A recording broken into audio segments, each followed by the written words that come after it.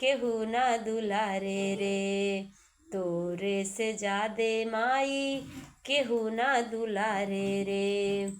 पूरा जग घूमी अइली, पूरा जग घूमी अइली, अब कहाँ जाई रे।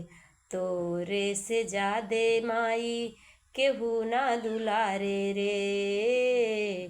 तोरे से जादे माई केहू ना दुलारे रे। एक पल के खुशी देला मारे लताना, अब कहाँ जाई रे। तोरे से जादे माई केहू ना दुलारे रे।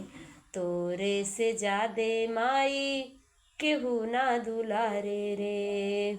तोहरे अचरवा में मिले सब सुख रे। अब ही जुड़ाए चाही अचरा के छाए रे। अचरा में सुख सब मिले लमाई रे। ओही अचरा छैया हम जुड़ाए चाहिला रे।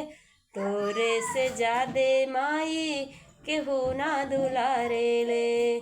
तोरा से जादे माई केहू ना दुलारे रे। तो ये हमारा गीत कैसा लगा आप लोग कमेंट करके बताइएगा हमारा गीत कैसा लगा। एक माँ के आंचल में मिलता है हर सुख, तो लोग ठुकरा देते हैं माता पिता को, तो ऐसा नहीं करना चाहिए। तो हमारा गीत कैसा लगा प्यारा सा कमेंट करके बताइएगा।